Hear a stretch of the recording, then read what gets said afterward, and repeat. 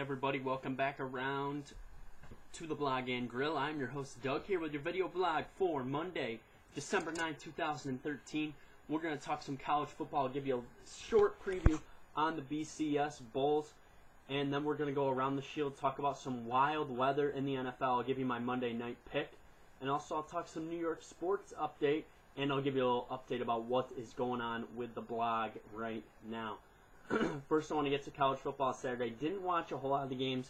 I watched some of Ohio State and Michigan, a little bit of the Stanford game, and some of the Florida State Duke game. But I was up at the Dome watching the Syracuse basketball team play against the Binghamton Bearcats. That was quite a game. I'll get to that later on in the blog, give you my take on the Syracuse Orange, just watching them in person, which is a lot different.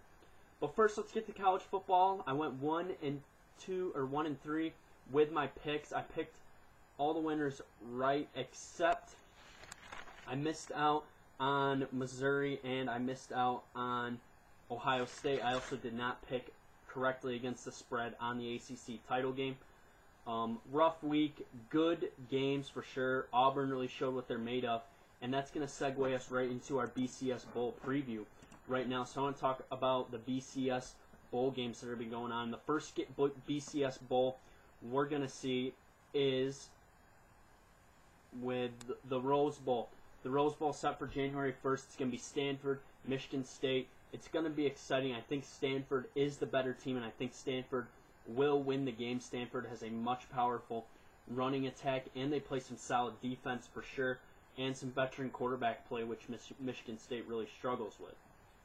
The next BCS Bowl is UCF, the winner of the American Conference, and Baylor, the Big 12 champ. So this is going to be an exciting game for sure. I think Baylor will win this game. UCF has some exciting players, though, so be on the lookout for them. This could be the bowl upset, but this is not the most intriguing bowl I see on this page.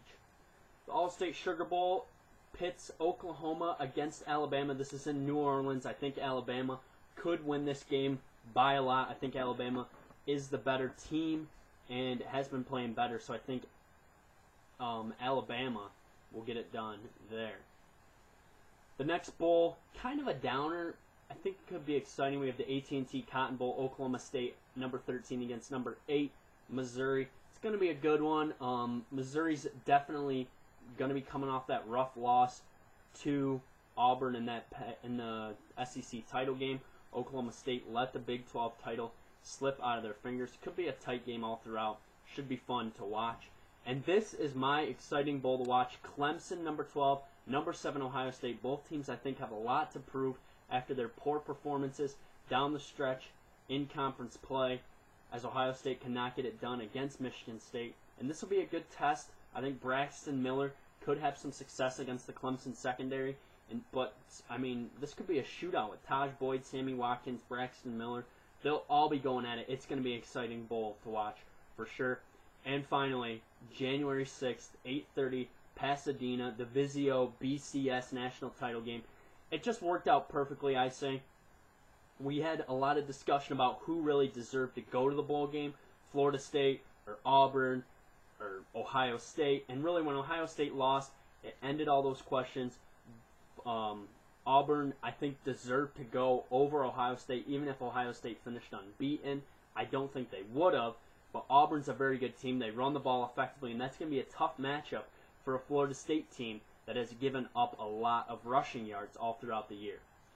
All right, so that's my breakdown of the BCS Bowls. Now I will come back on Wednesday, talk some more college football with you, as I will give you my Heisman pick and my Heisman top 3. And it's a little different than it was last week, so definitely tune in for that, and we'll talk some Heisman, so that should be a lot of fun. All right, time to go around the shield as we go to every NFL game, and I give you the breakdown of what went down in each of these games. We'll start with Sunday Night Football last night. New Orleans beats Carolina 31-13. Drew Brees picks apart the tough defense of Carolina, and Cam Newton struggles to throw the ball down the field. Arizona taking care of business, quietly staying in the playoff hunt as they take down St. Louis 30-10. The Giants struggle again. Eli struggles to throw the ball, and San Diego goes all over the bad.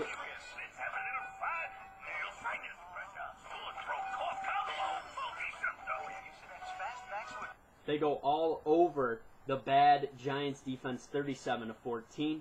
San Francisco wins a thriller. Frank Gore, a 51-yard touchdown run to set up the game-winning 32-yard field goal by Phil Dawson. 49ers over the Seahawks, 19-17.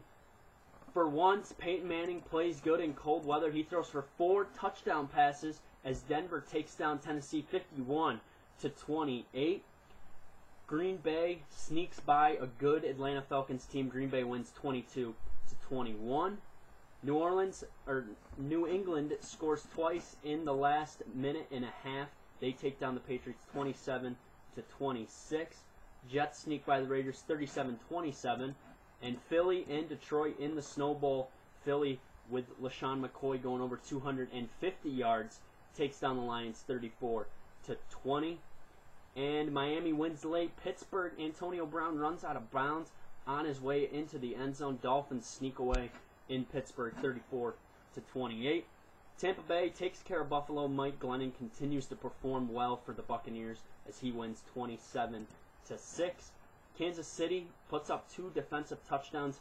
Robert Griffin III struggles. Kansas City wins 45-10. And finally, Baltimore yesterday, Joe Flacco, in a game where there was 35 points scored in the last 2 minutes and 1 second, Baltimore takes down the struggling Vikings 29-26. So overall, my picks on Sunday went 2-1, not too bad. So I finish off the weekend at a measly 3-4, so not great. I just want to talk briefly about the wild weather. We saw some bad weather in Pittsburgh. We saw some bad weather in Philadelphia, and we saw some bad weather also in Baltimore. So just kind of a wild weather game. The worst had to be in Philadelphia. I mean, Matthew Stafford, 5 fumbles. You saw pretty much no extra points attempted in that game. Nick Foles played well. The running game really took shape for Philadelphia, and Calvin Johnson just could not get open. Bad week to have Calvin Johnson on your fantasy team for sure. And so now I'm going to get to my Monday night football pick. Monday night game tonight, a good matchup between 2 teams. We have the Bears at home taking on the Cowboys. It's going to be an exciting game to watch. There could be a lot of points scored. We got good weapons on the outside for the Cowboys and Dez Bryant, Miles Austin. And for the Chicago Bears, they have Alshon Jeffrey, Martellus Bennett, Brandon Marshall. They have the good player in Matt Forte as well. So we're going to have some exciting stuff to watch tonight in the Monday night football game. My pick, it's a tough game to call. There's a lot of good matchups to watch in this game. I think Josh McCown's playing good enough to get this done at home.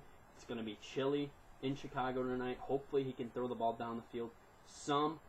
I don't know really what's going to happen. Tony Romo, not a great player in the cold, so that could be a tough game for him to perform in. But overall right now, Dallas is favored by 1 point on the road. I think the Bears will win it, and I have the Bears moving in this game to 7-6. I think the Bears will get it done. They'll go into pretty much a tie with Detroit. They'll actually be 1 game back. But I'm going to go Bears 35, Cowboys 28. So that's my Monday night football pick. Now I want to get to my New York sports update. I was up at the Dome on Saturday night watching the Orange take on the Binghamton Bearcats. It was a bloodbath for sure. Syracuse played great.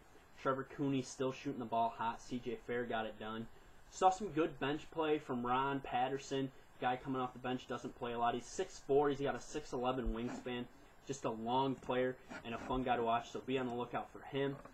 Dajuan Coleman chipped in the double-double. We'll see what they do. They got this week off, then they go at St. John's on Sunday.